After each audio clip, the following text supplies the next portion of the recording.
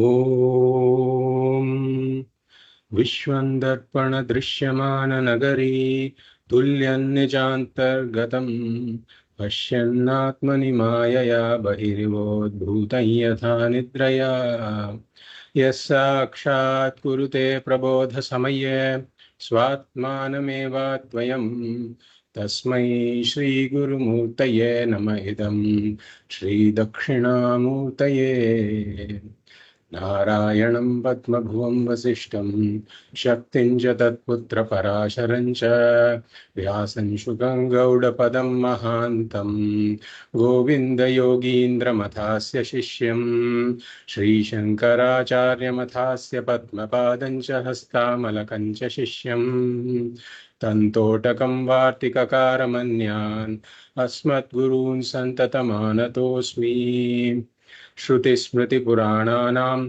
आलयं करुणालयं नमामि भगवत्पादं शङ्करं लोकशङ्करं शङ्करं शङ्कराचार्यं केशवं बादरायणं सूत्रभाष्यकृतौ वन्दे भगवन्तौ पुनः पुनः परब्रह्मनिष्ठं स्वतो धर्मनिष्ठम् अहिंसैकनिष्ठं स्वशिष्यै सुजुष्टं यतीनां वरिष्ठं गुरूणां गरिष्ठं दयानन्दरूपं मदाचार्यमीडे नमः श्रीपरमार्थाय संसाराध्यासनाशिने श्रोत्रियब्रह्मनिष्ठाय तस्मै ब्रह्मविदे नमः सदाशिवसमारम्भां शङ्कराचार्यमध्यमाम् अस्मदाचार्यपर्यन्तां वन्दे गुरुपरम्पराम् ॐ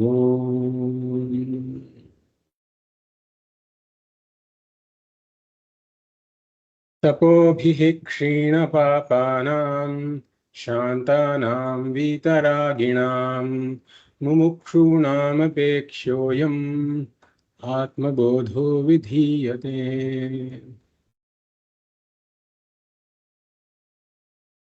I welcome you all to the 16th class of the Atma Bodha series. We will read verses 32 to 34 that we covered in the last class, and then continue. Dehanyatvat na me janma देहान्यत्वात्न मे जन्म जरा कार्श्यलयादयः जरा कार्श्यलयादयः शब्दादिविषयैः सङ्गः शब्दादिविषयै सङ्गः निरिन्द्रियतया न च निरीन्द्रियतया न च अमनस्त्वात्न मे दुःख अमनस्त्वात्न मे दुःख रागद्वेषभयादयः रागद्वेषभयादयः अप्राणो ह्यमनाः शुभ्रः अप्राणो ह्यमना शुभ्रः इत्यादि श्रुतिशासनात् इत्यादि श्रुतिशासनात् एतस्माज्जायते प्राणः एतस्मात् जायते प्राणः मनः सर्वेन्द्रियाणि च मनः सर्वेन्द्रियाणि च खं वायुर्ज्योतिरापः खं वायुर्ज्योतिरापः पृथिवी विश्वस्य धारिणी पृथिवी विश्वस्य धारिणी निर्गुणो निष्क्रियो नित्यः निर्गुणो निष्क्रियो नित्यः निर्विकल्पो निरञ्जनः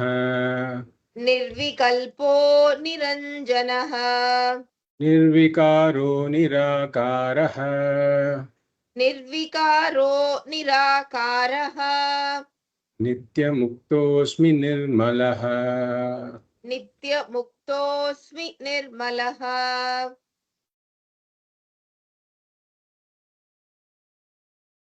ब्रह्म सत्यम Jagan Mithya Jivo Brahmaiva Naparaha. This is the essence of the Vedantic teaching. That Brahman is the absolute reality. This world does not have an independent existence. And this Jivaha is none other than Brahman.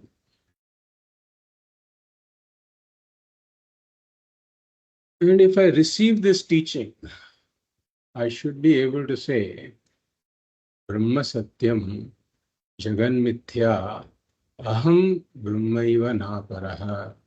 That I am not different from Brahman. I am one with Brahman. This is Aham Brahmasmi. I am Brahman. I should be able to claim this. Not blindly claiming, but through understanding that I am Brahman. And how do I come to this understanding? How do I come to the knowledge that I am Brahman? We say for this the Mahavakya Vichara is required. Mahavakya talks about the identity of Jivatma and Paramatma. And when I listen to this, then that brings me to I am Brahman. I see the underlying unity of the Jiva and Ishvara. So as we saw, if we take the Vachyartha, the primary meaning of the word Jivatma, and the primary meaning of the word Paramatma. And in the primary meaning of the word Jivatma, we have the Sharira Trayam, the Sthula Sukshma Karana Sharira. And the Vyashti Chidabhasa, the reflected consciousness or the borrowed consciousness. And the original consciousness, Brahma Chaitanyam. All three are included in the meaning of the word Jiva. And in the meaning of the word Paramatma, we have the Prapanchatraya, Sthula Prapancha, Sukshma Prapancha, and Karana Prapancha. And we have the Samashti Chidabhasa, the Samashti borrowed or reflected consciousness. And we also have the original consciousness, that is Brahma Chaitanyam. So as we saw, there cannot be any identity between the primary meanings, the Vachyarthas of the two padas. Therefore, if I have to understand the identity, I have to look beyond the superficial differences and come to the essential identity, like in the statement, this Devadatta is that Devadatta. I am able to see that one person who is behind the two Devadattas. Similarly here, if I have to see the identity, I have to set aside the upadhis, nishidhya nikhilo upadhin. Set aside the upadhis, set aside the sharira trayam, with that the reflected consciousness also goes. Set aside the prapancha trayam, with that the reflected consciousness also goes. And what remains is this one original consciousness. That is the identity that the Mahavakya is talking about. So this is the Lakshyartha. I have to be able to come to the Lakshyartha, the intended meaning of the word Jivatma and the intended meaning of the word Paramatma, which is this one original consciousness. As this original consciousness, there is no distance and no difference. Both the distance and the difference are caused purely by the upadhis. So as we saw, this can raise a question as to why are we highlighting the identity, because there are differences from the perspective of four upadhis. The Sharira Trayam, the Sthula Sharira and the Sthula Prapancha are different. The Sukshma Sharira and the Sukshma Prapancha are different. The Karana Sharira and the Karana Prapancha are different. And the reflected consciousnesses are also different. So there are differences from the standpoint of four upadhis and identity only from the standpoint of one consciousness. So how is it that we are highlighting the identity? We say that if we look into it, the differences are in a lower order of reality. The Sthula Shariram and the Sthula Prapancha are both products of Maya and therefore Nitya. The Sukshma Shariram and the Sukshma Prapancha are products of Maya, therefore Nitya. And the Karana Shariram, the Karana Prapancha are nothing but Maya, therefore Nitya. Therefore, all these differences are due to Nitya. And what about the reflected consciousness? The reflected consciousness is anyway mithya because it depends, its existence depends on the reflecting media. It doesn't have independent existence. So it is anyway mithya. And it's not just, it is its existence depends upon mithya. And therefore it is mithya. So all of these differences are from the standpoint of mithya. Therefore the differences are mithya. And what about this identity? The identity is with respect to the original consciousness, which is the Satyam. So the identity is Satyam, the differences are Mithya, and that is why we are highlighting the identity, because these differences, they come and go. Budbudavat Sharam, as Bhagavad Gita says. Drishyam Budbudavat Ksharam. All of these Sharira Trayam and the reflected consciousness, Prapancha Trayam, the reflected consciousness. All of these come and go. They are changing. Therefore, they are all mithya. So that is why we talk about the identity, highlight the identity. So when the Guru says you, Guru is talking about the lakshyartha of you, which is this original consciousness. It is one, there is one aparoksha, aparichinna brahmatma. One aparoksha, aparichinna brahmatma that is left in the student's mind. Everything else has been negated. And this aparoksha, aparichinna brahmatma is the lakshyartha. This is the lakshyartha with respect to which there is identity. Therefore, this is the lakshyartha of the word I. I am this aparoksha, aparichinna brahmatma. And as this aparoksha, aparichinna brahmatma, there is no difference between the jiva and Ishvara. This one aparoksha, aparichinna brahmatma alone appears as both the jiva and Ishvara in two different upadhis. Like one actor in a play who's playing a double role. He appears in the role of a beggar, but he himself appears in the role of the king also. Just changing the costume. There's one actor behind the two roles.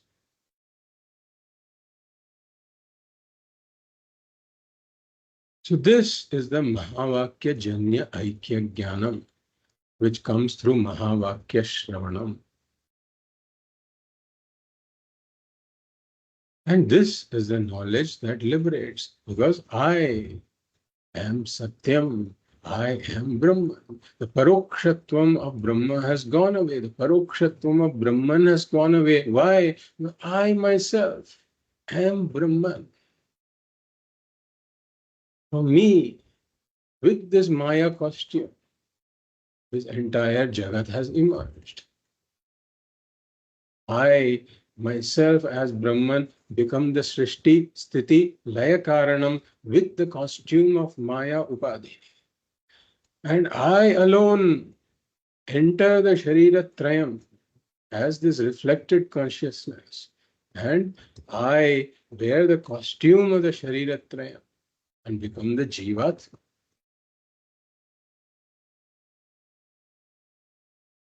So this is the liberating knowledge. I am the Satyam, everything else is Mithya, so I am untouched by all Mithya. Now, once one hears this, there are bound to be doubts. And that is why we say mananam is required. We compared this to a boat that is trying to cross the ocean. We need a boat that crosses the ocean. And if the boat has got holes, then when the boat embarks on the journey to go across the ocean, then it is lashed at by the waves. And when it is lashed at by the waves, if the boat has got these holes, then the boat will just sink. So we compare the knowledge to this boat. The knowledge has to help me cross over this ocean of samsara, in which these wave-like problems are created by the wind of prarabdha, and they will lash at this boat-like knowledge.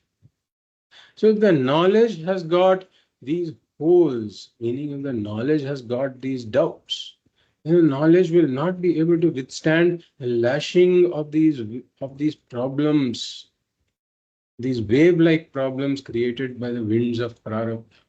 Therefore, I have to have this knowledge boat without any holes. And that means that the knowledge cannot be vague or doubtful. This has to become my conviction. It has to become my firm conviction. So for this, mananam is required. I have to systematically remove any doubts, either by repeated shravanam or through a dialogue with the guru. This has to be done. And once one has done the shravanam and mananam for a length of time, then there comes a period of time when there is the rise of doubtless knowledge, or the rise of this conviction. Like we said, this is like the darkness transitioning to dawn. It is not a sudden transition, but this happens over a period of time. The doubts gradually get removed. And as the doubts get removed, my conviction in this keeps increasing. So with this, the ignorance-based identification with the body and mind goes. The ignorance-based identification goes. One is very clear that I am Brahman. This is my firm conviction. Therefore, I am not this temporary body and mind. I am not this Shariratraya. But we said that the habit-based identification with the body and mind can continue. Therefore, even though one is very clear and one has got this firm conviction, in times of crisis, the habitual thinking can take over, the subconscious mind takes over. These are what we call instinctive or habitual responses. They take over. And therefore, in times of crisis, the knowledge is not available. The knowledge is not invoked at that point. Why? Because the subconscious mind, the habitual thinking has taken up. And therefore, one cannot get the benefit of this knowledge in times of crisis, the emotional benefit of this knowledge. Hence, we say that the knowledge has to be pushed into the subconscious mind. This habitual thinking patterns that are contrary to this knowledge have to be altered, eroded. And this is why Nididhyāsanam is required. But we said Nididhyāsanam is not for Jnanam, because Jnanam has to be obtained through the Mahavakya Shravanam and Manana. So if I think that I don't have the Jnana, then I should be pursuing more Shravanam and Manana. One can continue to do. One can do. One can do what we are talking about. Try to do some meditation. But then that meditation will not be accompanied by knowledge. It will be more of paroksha jnanam, not the aparoksha jnana. And therefore, that meditation then becomes a form of upasana. It is not nididhyāsanam. The difference between nididhyāsanam and upasana is that in upasana, there is paroksha jnanam, not the aparoksha jnanam. There is indirect knowledge that Brahman is there. And one can imagine that I am Brahman. But that is more of an imagination, not knowledge. And that is what distinguishes upasana from nididhyasana. Any other meditation from nididhyāsanam. Nididhyāsanam comes after the rise of doubtless knowledge. Anything else before that can be taken to be upasana.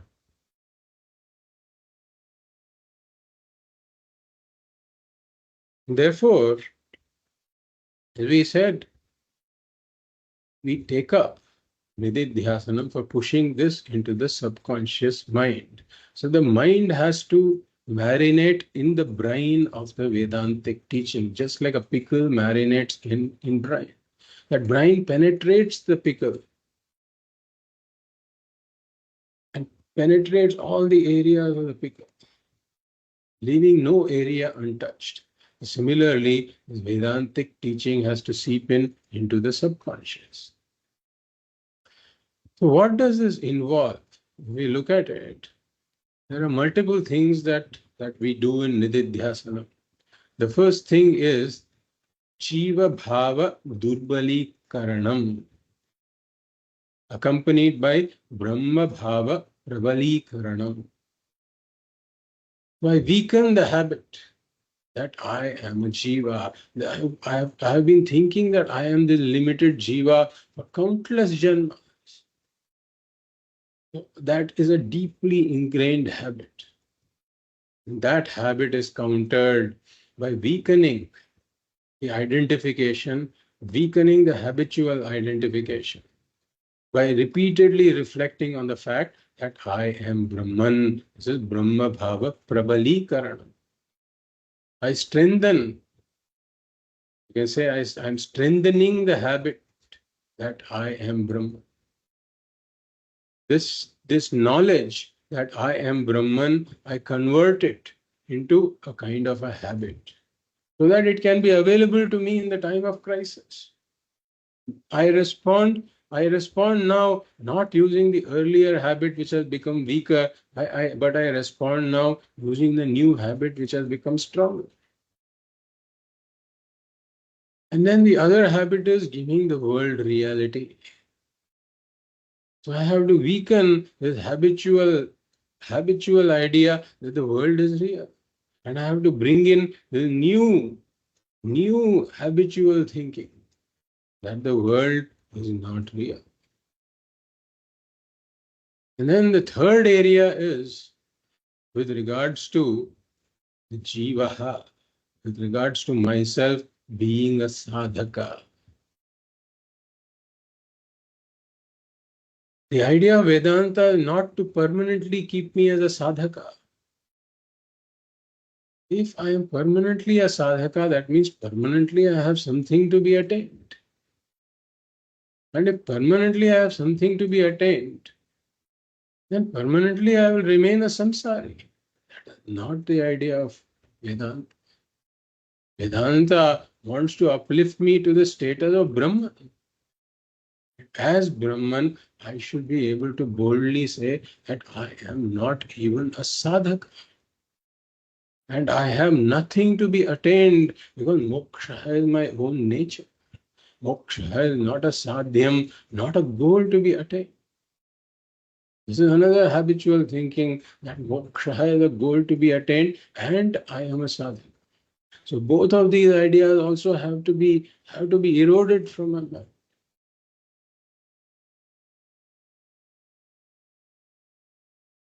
And therefore, I am really working on my mind in Nididhyāsanam.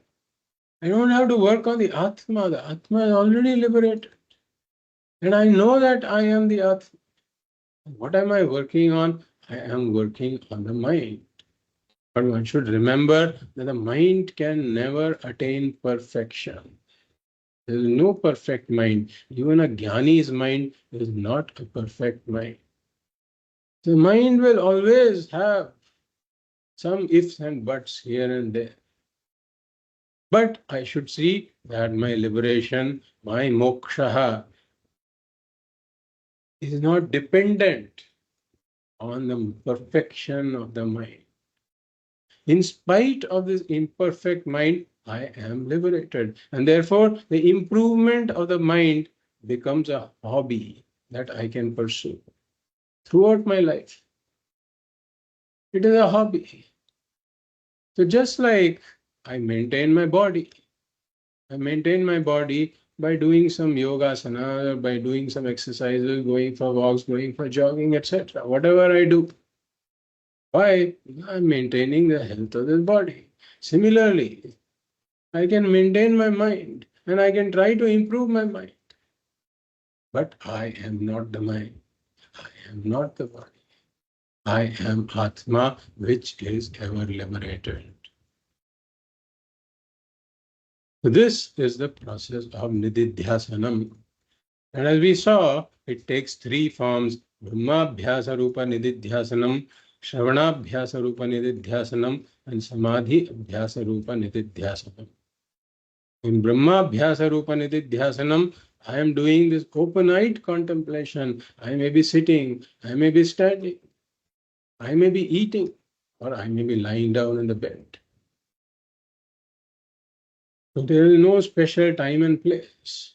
You can do it anytime.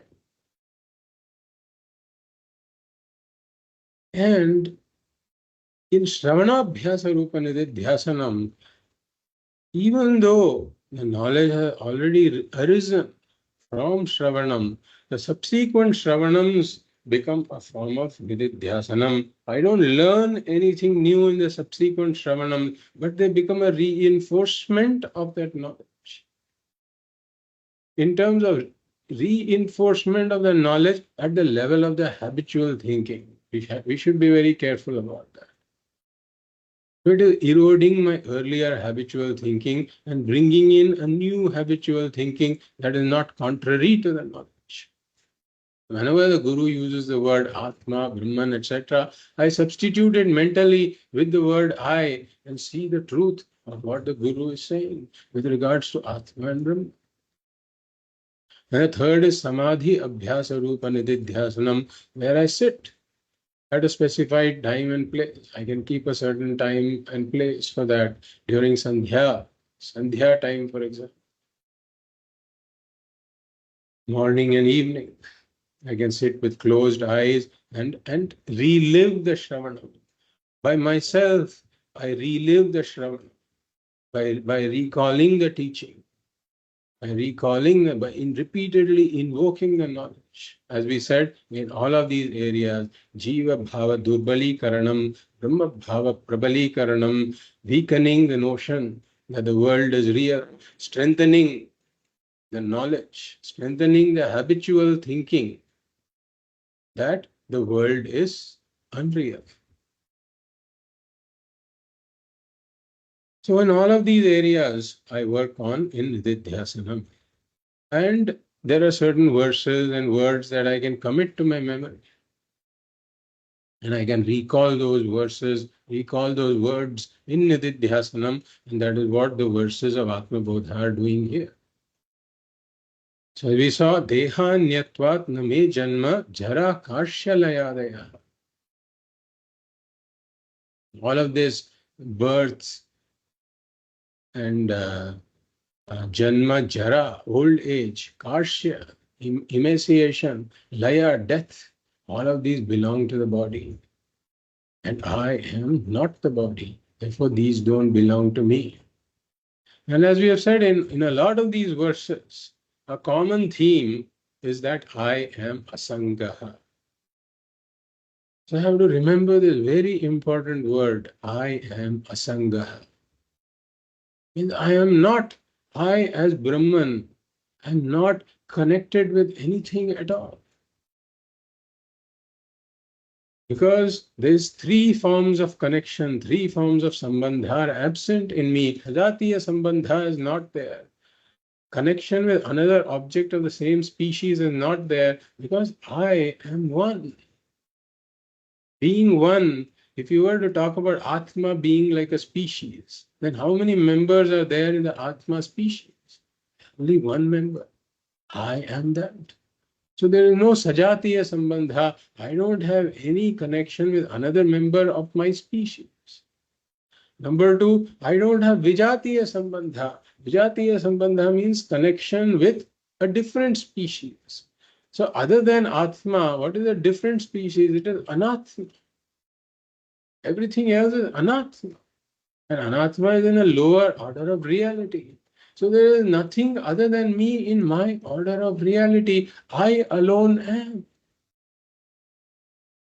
And when I alone am, how can I be connected with the second thing? So the first one is I am one. Therefore, there is no sajatiya sambandha. The second one is I am non-dual. And therefore, there is no vijatiya sambandha. And the third is that I am partless. Niravayavaha. I don't have any parts at all. And therefore, I don't have any swagata sambandha also. Therefore, I don't have any sambandha with anything else. There is nothing else in my order of reality. Therefore, I am asangaha, meaning as this Brahmatma, I don't have any connection with this body or mind at all. And therefore, I don't have any of this Janma, Jara, Karshya, Laya, etc. Again, Shabdadi Vishayai Sangaha, I don't have any connection with the sense objects. I don't have even any connection with the sense organs. And sense organs establish contact with the sense objects, but I don't have any connection with the sense organs. Therefore, how can I be connected with the sense objects? So the Asanga theme is coming throughout all of these verses. And Amanastvat. I have no connection with the mind. I don't have a mind.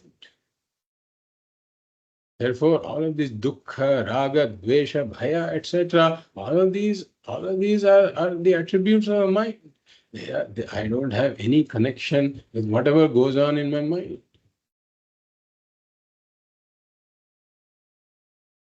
And apranaha, again, no connection with the prana. I don't have any prana. Similarly, etasmat jayate pranaha. So this is, as we saw, this is taken from the Mundaka Upanishad.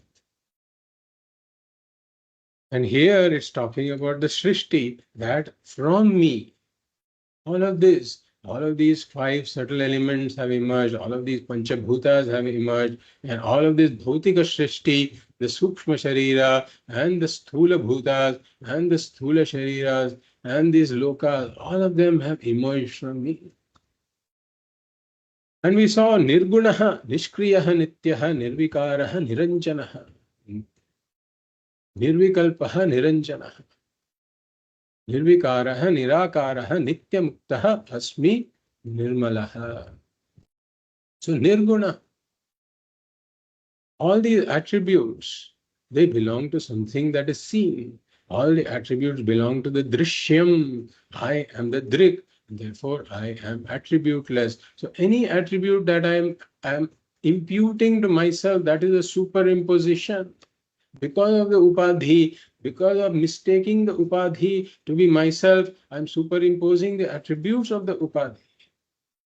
I myself am nirgunaha, I am attributeless. Therefore, any attribute can be localized to some drishyam upadhi or the other. No attribute belongs to me. We had entered this verse in the last class and we will continue. We had just touched upon nirgunaha in the last class. Next word is Niṣkriya. So I Nididhyāsanam, I don't say Atma is Niṣkriya, Brahman is Niṣkriya. I say I am Niṣkriya. Meaning I don't have any motion, any activity, any action. I am actionless. So we saw another verse earlier, which is worth recalling in this context, which is verse number 19, which also talked about this Niṣkriya. Vyaprateshvindriyeshvatma Vyapari iva avivekinam drishyate abhreshu dhavatsu dhavaniva yatha shashi. So I appear to have this motion or appear to have activities.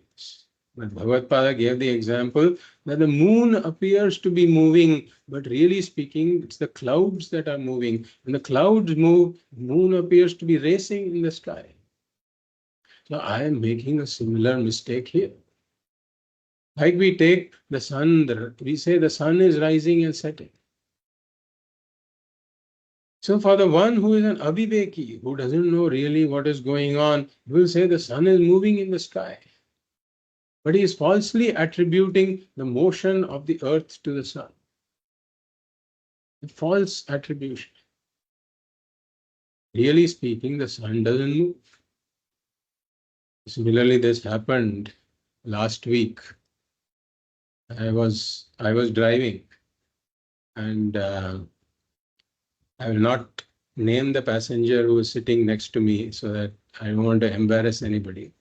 But the passenger who was sitting next to me, I was waiting at a signal, and then the passenger next to me suddenly did something like this. And I asked what happened. The passenger said that the car is moving backwards. The car is moving backwards. And I didn't understand what the passenger was talking about. So I looked at my gear and I saw that it was not in a reverse gear.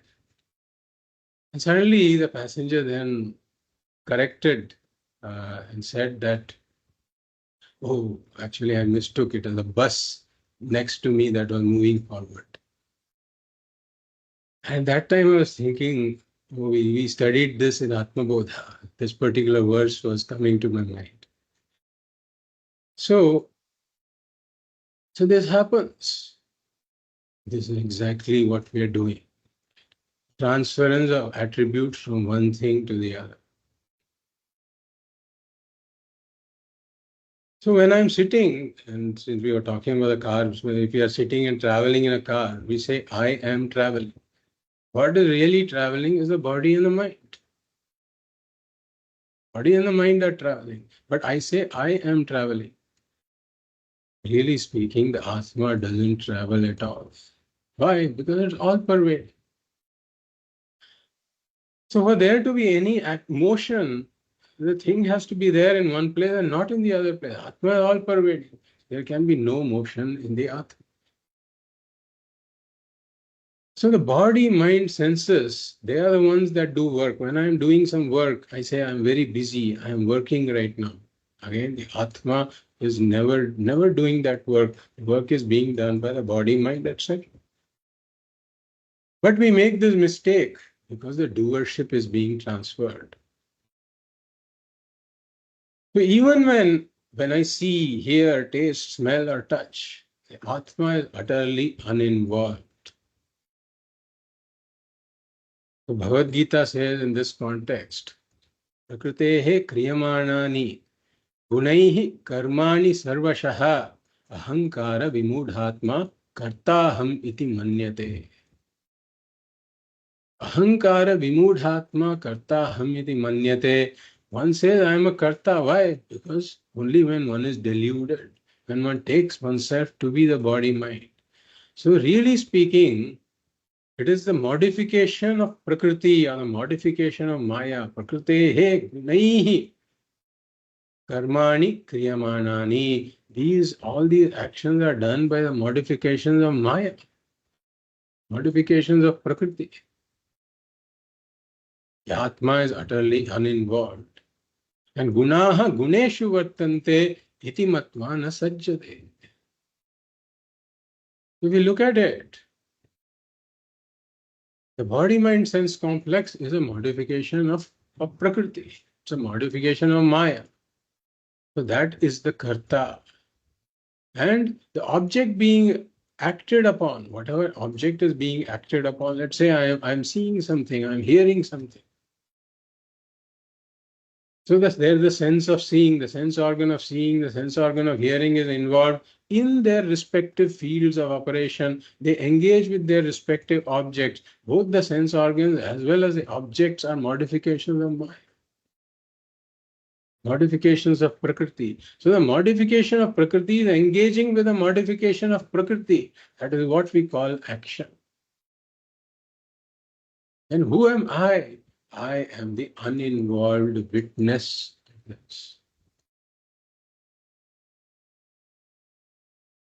So I am akarta by nature, Niṣkriya.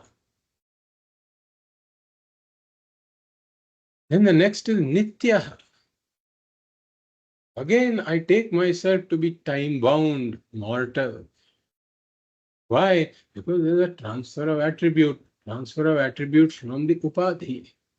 The body is time-bound and mortal.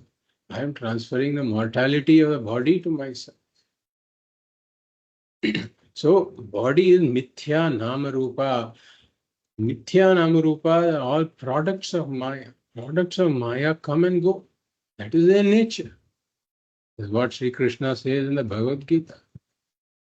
Avyaktadini bhutani vyakta madhyani bharata avyakta nidhananyeva tatra ka paridevana. All of this was unmanifest in the beginning. All of this was as Maya. It existed as Maya. It was unmanifest. Avyaktadini bhutani. Vyakta madhyani bharata. Hey Bharata, hey Arjuna, they all become manifest just for a short period in the middle. Vyakta madhyani. And avyakta nidhananya. At the end also they become unmanifest. This is the nature of Prakriti. This is the nature of Maya. Unmanifest, manifest, again unmanifest. So it is all anitya. But I who is this Brahmatma, I never come and go. I continue to exist even when everything becomes unmanifest. I am there as the support of Maya, being the Brahmat. Therefore, I have no births, no deaths. I never come and go. I always am. So if you remember that we had talked about this example of a stool that we carry, if we carry a stool to a bus, and the bus is moving around. So we said that for our security, etc., we are holding on to some unstable, anitya vastu, which is not at all stable. And if we hold on to such a thing, we will be hammered by samsara because we bang our head in the bus all over the place if we are holding on to the stool. And we talked about that we should hold on to the nitya vastu. That nitya vastu, that I have to hold on to is really myself. I am the nitya vastu. In fact, I don't even have to hold on to myself. What does it mean to hold on to myself? I am the nitya vastu that never comes and goes. So I myself am the source of my permanent peace, security, and happiness. There is nothing else. I am the nitya vastu.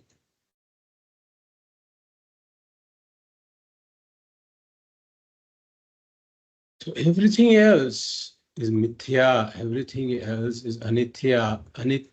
In fact, everything else depends upon me. I don't depend on anything else. So I myself am the source of my peace, security, and happiness. If I have to, we can say figuratively holding on to myself means invoking the knowledge at the right time. I have to invoke the knowledge at the right time that I am the Nitya Vastu. I should not, I should be able to recall the knowledge at the right time. That can be figuratively called holding on to the Nitya Vastu. Really, I myself am Nitya. Nirguṇah, Niṣkriya, Nitya, Nirvikalpa. Vikalpa means divisions. And savikalpa means vikalpena saha vartate. That which is there with divisions. That which has divisions. So I take myself to be savikalpa, either out of ignorance or out of habit. What does it mean? That I say that I am here, there are other things other than me. Or there are many, I am here and there are many like me. There are many like me. So this is savikalpa. And then having taken this to be real, I try to get rid of this vikalpa. In fact, that is what yoga is doing. Yoga is saying that there is the subject-object division. So I have to experience the absence of the subject and the object in Nirvikalpa Samadhi. Nirvikalpa Samadhi, there is no subject-object division. And therefore, yoga is trying to gain an experience of being Nirvikalpa. Yoga is leading one to experience a Nirvikalpa avastha, a state of Nirvikalpa. But that state of Nirvikalpa will always come and go. That experience, any experience, including the experience of Nirvikalpa, will always be a time-bound experience. That experience will begin at some point, experience will end at some point. And therefore, that experience is also limited by time. What is Vedanta telling me? Vedanta is telling me that I, the Brahmatma, am Nirvikalpa. I am, as Brahmatma, I am the Adhishthanam of the subject and the object. So there is no subject-object division in me. Then what about the subject-object division that I experience? What about it? You say that subject-object division that I experience is mithya. It is not the satya. Just like in the dream, I experience the subject-object division. In the dream, I experience that I am the limited body in a separate world. There is a limited subject and there is the object that is limiting the subject. But then, from the waker's standpoint, this subject-object division is not there. So similarly, here too, I am experiencing the subject-object division, but that subject-object division is not the reality. I am Nirvikalpaha. I am the Adhishthanam of the subject and this object, the limited individual as well as the separate world. I am the Adhishthanam. Sarvadhishtanam Advayam. And in me, there is no subject-object division at all. I am Nitya Nirvikalpaha. This is not an avastha that I enter and leave. But this is my own nature. This is my Swarupa. Nirvikalpaha. And Niranjana. Niranjanaha. Meaning that I am untainted. Untainted. So whenever we say I am untainted, I am not stained, etc. The question is, what are you talking about? What are you talking about being untainted, stained, etc. with respect to what? We say that it is with respect to Puṇya and Pāpa karma. So all of these Puṇya, Pāpa karmas, etc. are not in me. As we see that whenever there are difficulties in life, then one tries to say that there may be some parihara for this. This is due to Rahu Dasha or Ketu Dasha or something like that. Therefore, I have to seek some parihara for this.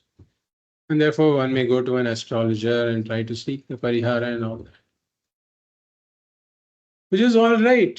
See, if one is doing that, it is all right. There are some in fact, in Vyavahara, some of that may be required. But Vedanta says that that keeps one in samsara. Because one is giving reality. One is giving reality to the karma. And one is giving reality to its solution. And whatever solution one comes up with, that will also be a time-bound solution. So there is some temporary relief that one gets, but then the same story repeats. Because fundamentally, I remain this limited individual. I am a Purna. The samsara, there may be some, these are all like the symptomatic treatments for a particular disease. It is not the cure, not the final cure. Final cure is jnanam and jnanam. But some of this habitual thinking from the past may continue even after jnana. And therefore, all of this is negating such habitual thinking. That all of this punya, papa, karma, etc. is not in me.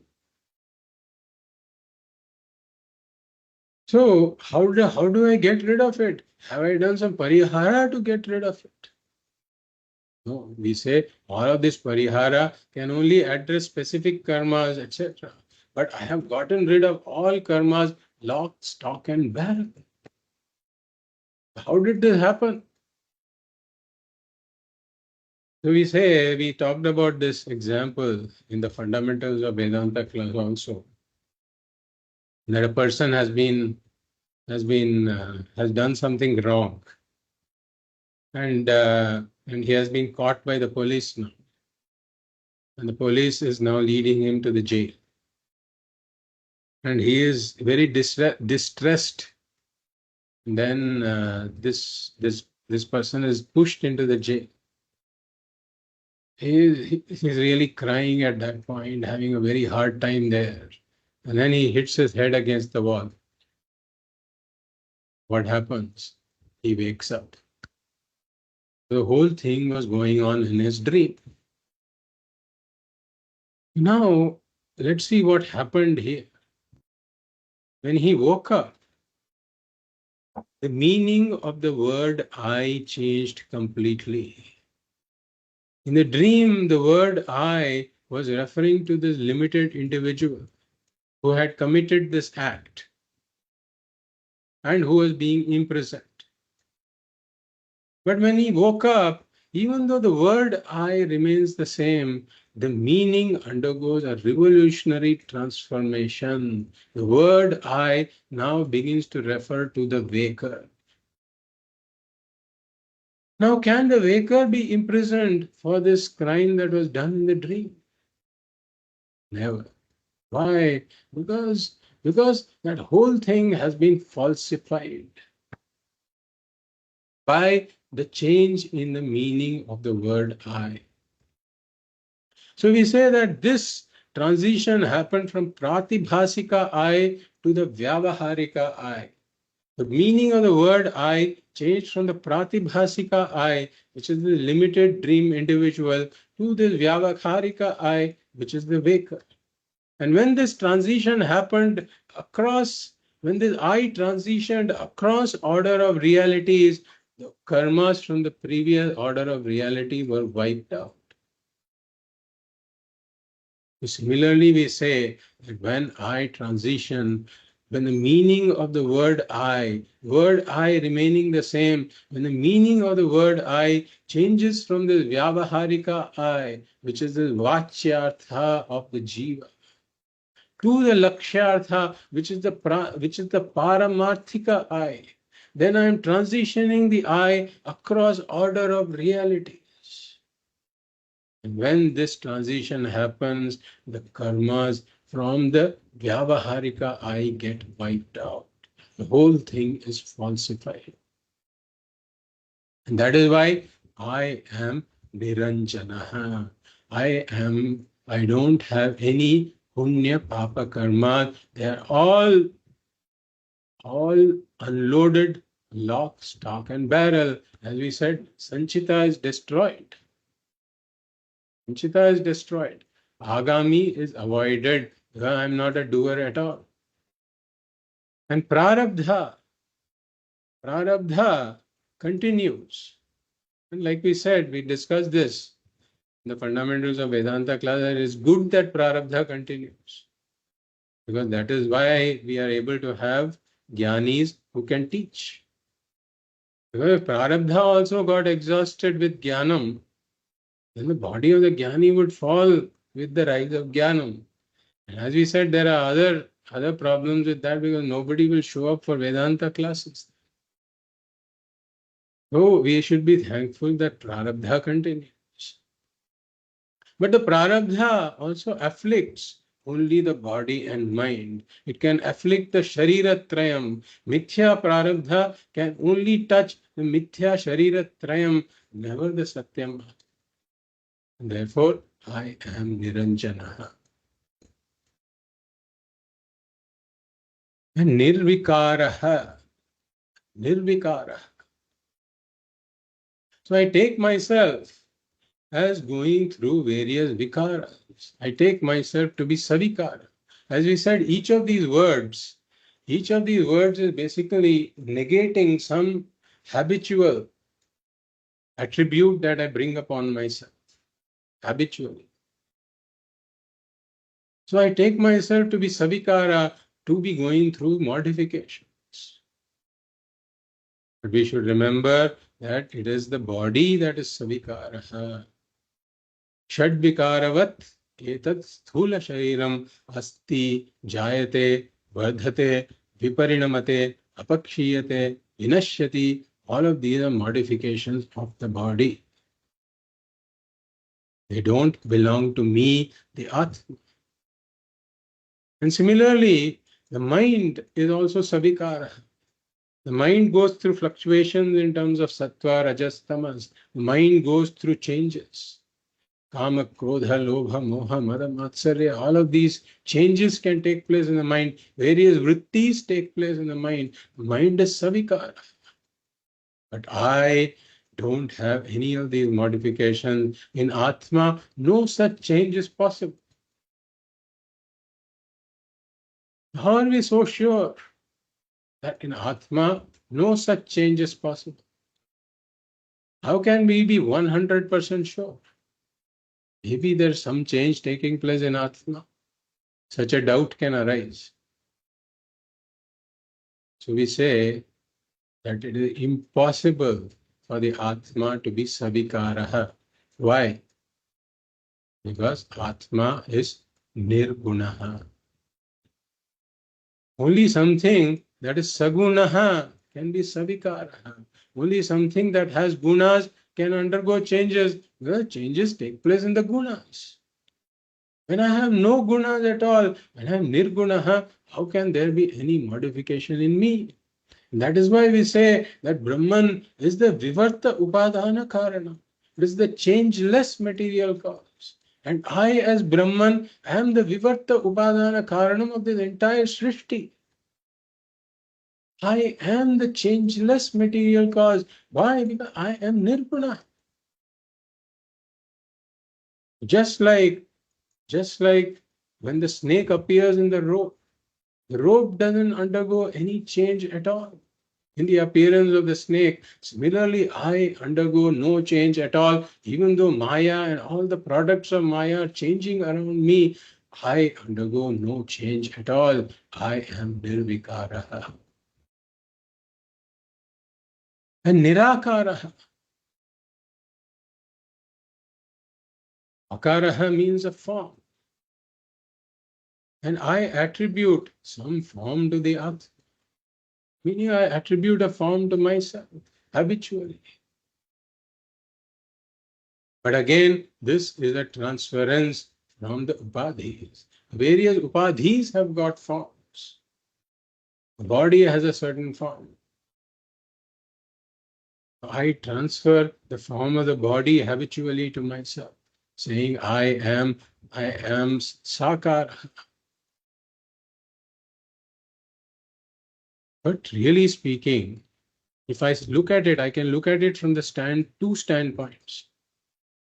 As the upadhana karanam, as the material cause of everything, I am the content of every form. I am there behind every form. As the very Sat, the existence. But I am formless. I am Nirākāra. And I can look at it from the point of view of Chit also, from the point of view of consciousness. I am the ultimate Drig, the ultimate seer. And therefore, every form belongs to something seen. But the ultimate seer is again formless. Therefore, I am Nirākāra.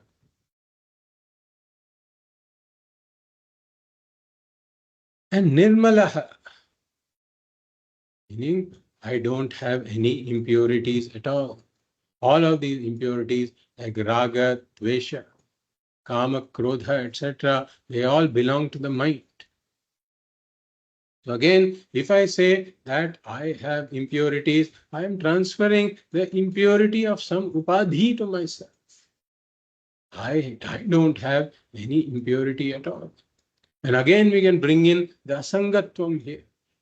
Being asangaha, I am not connected to anything at all.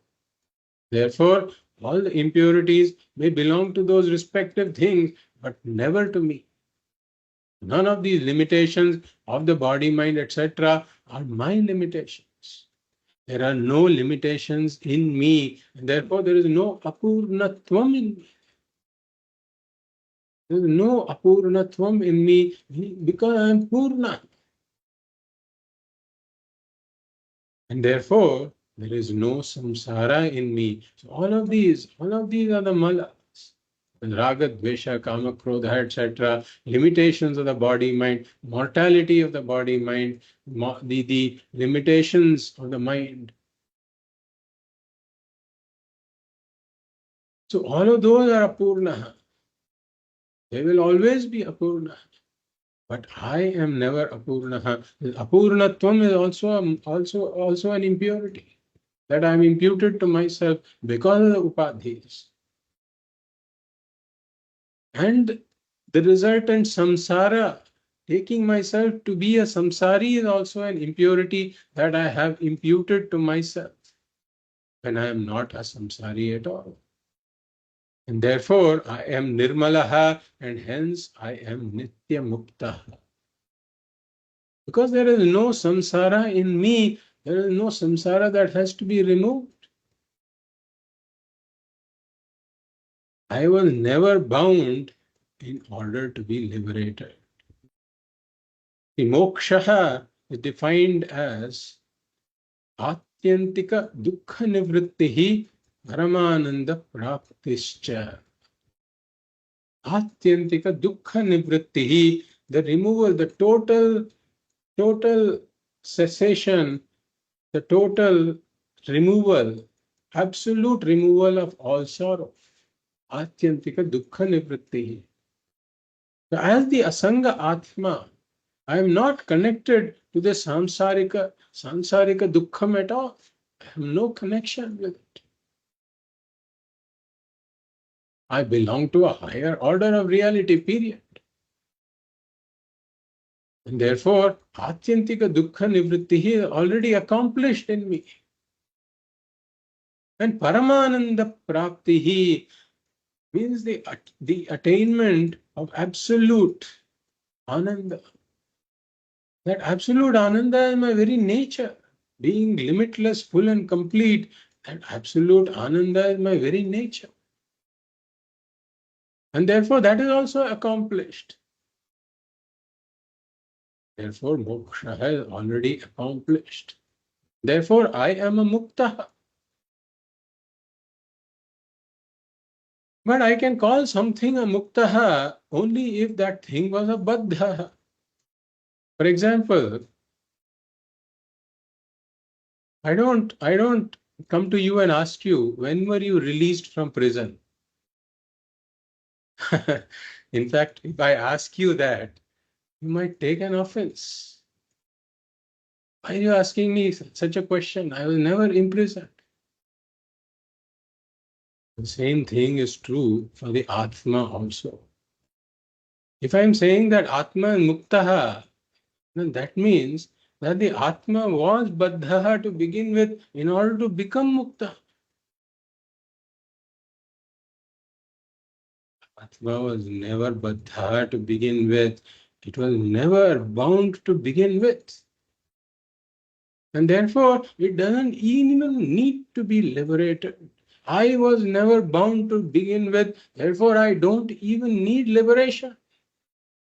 Therefore, I don't need moksha because moksha is my very nature.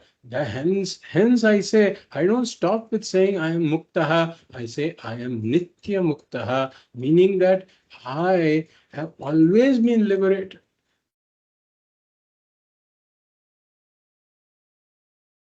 And therefore, I am not a sadhaka also who has to attain moksha.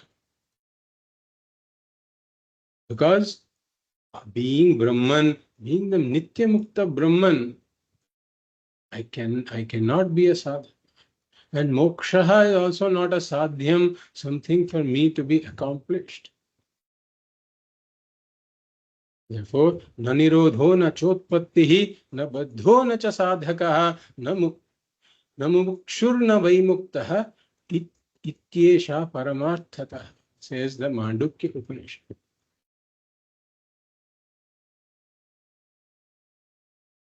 Na nirodho na chotpattihi na baddho na cha sadhakaha. What is important here is na baddha na cha sadhakaha. Never bound for me to be liberated. Na mumukshuhu. So there is really no one who is bound. There is really no one who is liberated. There is really no one. Let's go in sequence. Na baddha na cha sadhaka. There was really no one who was bound. There is really no sadhaka, meaning there is no mumukshuhu, na mumukshuhu, na vaimuktaha, and there is no one who is liberated. This is the final truth. We can say that there was, as though there is a sadhaka, as though one is baddha, as though one is a sadhaka, as though one becomes a mumukshuhu, and as though one gets liberated. It's all as though. But really speaking, there is no one who is liberated. Why? Because the one who is really there is a Nityamukta. I am ever liberated. So we will enter the next verse also. Aham akashavat sarvam अहमाकाशवत् सर्वम् Bahirantargatochyutah बहिरन्तर्गतोऽच्युतः Sada sarvasamassiddhah तदा सर्वसमसिद्धः Nissango nirmalochalah. निस्सङ्गो निर्मलोऽचलः. This is continuing the Nididhyāsanam. Aham akashavat. I am like space. In what way am I like space? Sarvam Bahirantargata. So Sarvam Gataha. Gataha means Vyaptaha. Sarvam Vyaptaha. Meaning that I pervade everything. That is why I am compared to space. So pervade everything inside or outside. He is saying Bahirantargataha. So being the Upadana Karanam, I pervade all the products. Just like gold pervades all the ornaments.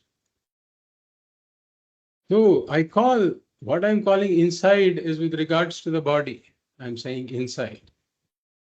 All of this, Karana Shariram, Sukshma Shariram, Sthula Shariram, all of that I pervade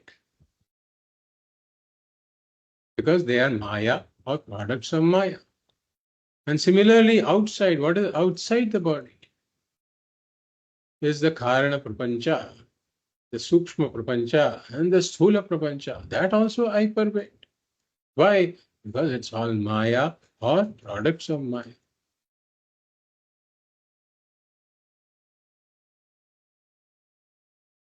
Now, if I look at it, this inside and outside are with respect to the body. So I can say that if I'm talking with regards to my body, I can say that the liver is inside my body. We saw the example earlier. The liver is inside my body, the mic is outside my body. But then if we were to imagine that somebody is saying this in the dream, that the liver is inside my body and the mic is outside my body. Somebody is saying this in the dream. Then both the liver that are inside the body as well as the mic that are outside the body are in the consciousness of the waker. They're both in consciousness of the waker. Therefore, nothing is outside the consciousness. Consciousness pervades everything in the dream. So similarly here as well, I may say that the liver is inside the body, mic is outside the body. But that is from the standpoint of the body. From the standpoint of this aparoksha, aparichinna brahmatma, that is this one consciousness. They are all within consciousness. Both the liver inside the body as well as the mic outside the body are within this all-pervading consciousness.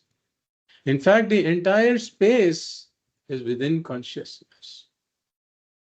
And all of these are within space. The entire space is within consciousness. Why? Because at the time of deep sleep, let's take our own deep sleep, there is no space at that point. But consciousness is there. Or during pralayam, when Brahman is there with Maya, then the space is unmanifest in Maya.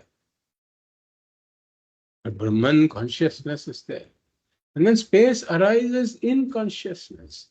So space, consciousness can exist without space, but space cannot exist without consciousness. Therefore, whatever is in space is pervaded by consciousness because consciousness pervades the whole of space. Therefore, whatever is in space, whether it will be inside the body or outside the body, all of that is pervaded by consciousness. Again, in Nididhyāsanam, I say, pervaded by me. In Narayana Suktam, there is this line that says, Antarbahishcha tat sarvam vyapya narayana stitah. Antarbahishcha tat sarvam vyapya narayana stitah. Narayana is there pervading everything. But here we say that is true. Narayana is there pervading everything. But in Vedanta, we say the spiritual journey is incomplete if I say Narayana is all pervading and I am small pervading. If I am saying I am small pervading, Narayana is all pervading, then the journey is incomplete. I am still a samsari jiva. The Pujya Swamiji says that in that I am small pervading, I have to remove the S and M. Then what happens? Then I say I am all pervading. And this SM stands for self misconception. So if I remove the self misconception, how? By removing the self ignorance, then I also can say I am all pervading. Aham akashavat sarvam bahirantargato achyutah.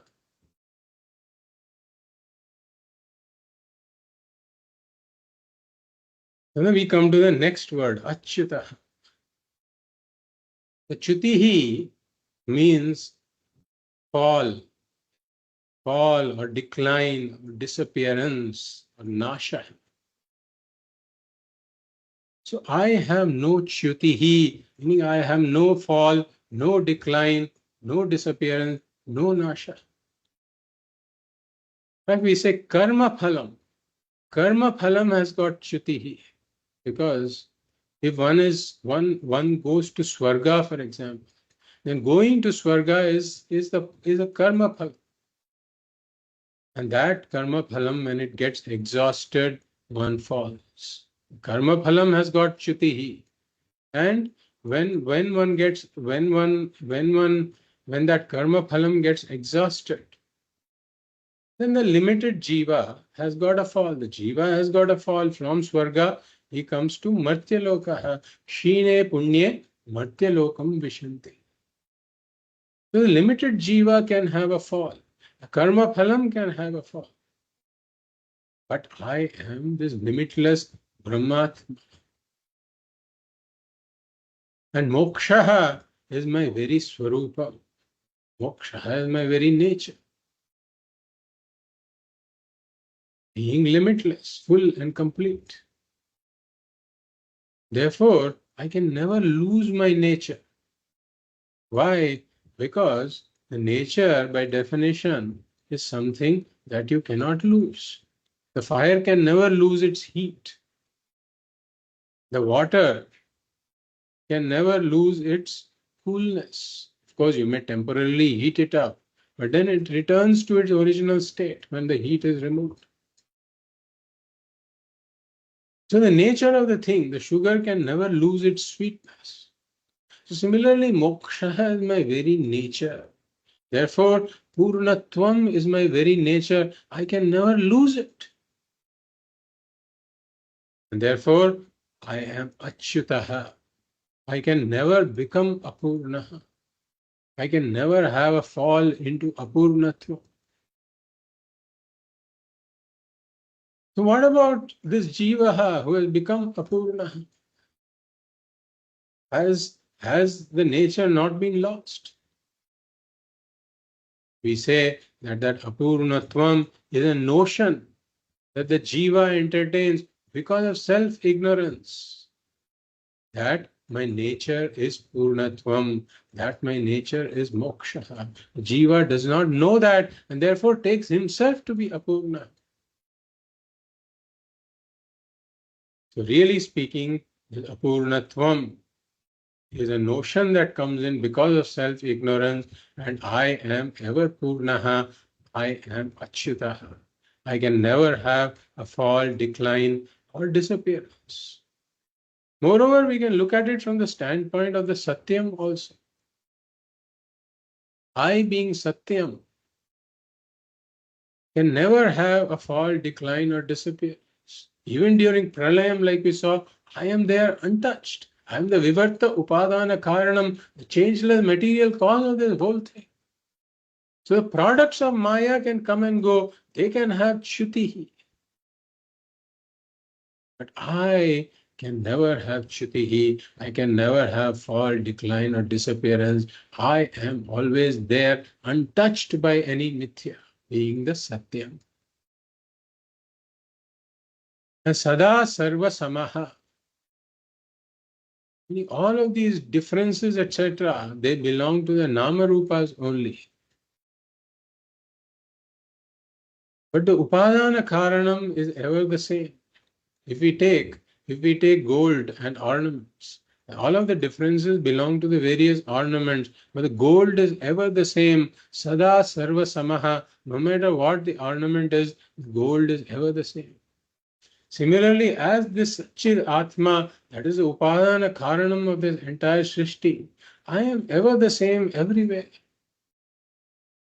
So in Bhagavad Gita, there is this shloka. It says, Vidya Vinaya Sampanne Brahmane Gavi Hastini Shuni Chaiva Shvapake Cha Panditaha Samadarshinaha.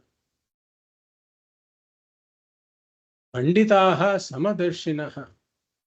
What does this wise person, what do the wise people, Panditaha Samadarshinaha, what do these wise people see? Vidya Vinaya Sampanne Brahmane, even if there is a highly cultured person who has got all this Vidya, etc. Vidya Vinaya Sampanna, he's got Vidya, humility, highly cultured person. He is there. Or in a Gavi, meaning a cow. Or Hastini, meaning an elephant. Or in a dog that is generally considered to be more of a lowly creature. Or a Shvapakaha, meaning one who eats a dog. Highly uncultured person. So in all of these, the wise person is Samadarshinaha. He sees the same. Sada Sarvasamaha. He sees that I, as this Brahmatma, being the Upadana Karanam, uniformly pervade all of this. There is no difference at all. This is the Samadarshi, one who sees that all of this is really speaking me alone in different names and forms. I, the Brahmatma alone, appear in different names and forms. All of these are my Namarupas. I pervade everything uniform. So Sada Sarva Samaha and Siddhaha. Siddhaha generally refers to somebody who has got these special powers. Or even a Jnani can be called a Siddha. But here the word Siddha is not used in this sense. It means an already accomplished, already existent fact. It's called Siddha. So I am already accomplished, already existent. I am self-evident. That's what it means. I am the self-evident Atma. So everything else has to become evident to me. For example, sometimes I carry a bag to the class, and then I have to. Sometimes the pen is there in the bag, sometimes and it's not there. So I have to the pen. The pen has to become evident to me in order to know that the pen is there. So either I have to put my hand in the bag and try to feel it. So either by the touch it can become evident, or I have to open the bag and see it. So by my sight it can become evident. So the pen, something like a pen, is pramana siddha. It needs a pramana for it to become evident. But I am not pramana siddha. In fact, I am the one who employs pramanas for everything else to become evident to me. But I am evident even before employing any pramana. I am self-evident. So I say this is a pot, this is a cot, this is a hat, this is a mat, etc. So all of those become evident to me. They come and go. But in all of these, the I is always there, which is self-evident, which employs all the pramanas to know everything else. But I, the Atma, am self-evident in every experience. I am Siddha. The Nisangaha, meaning Asangaha. So I am asangaha by nature. I am not attached to anything at all. People say that I have to become detached. I have to detach from this, detach from that, etc. Which has some relative truth to it. It is really addressing the mind. Because if the mind becomes attached, then I will not be able to see the truth of what Vedanta says, because the mind will become turbulent. So that thing about becoming detached is really directed at the mind. Mind has to become detached so that the mind can see that I am never attached. The mind has to become detached so that the mind can see the truth of myself, which is never attached to anything. For I am Niṣsangaha. And any relationships in this world, like I become a father, mother, etc., all of those are temporary roles that I play in this world. But those, if I take those relationships to be real, then that becomes a cause for samsara. Just like the actor who puts on the role of a beggar. If he takes the role of a beggar to be the reality, then the actor will get lost in the drama, thinking that the drama is real. I am really Asangaha who puts on this costume of the different roles, who plays the different roles, knowing that I am none of those roles. I have no sambandha with anything at all. I am Niṣsangaha.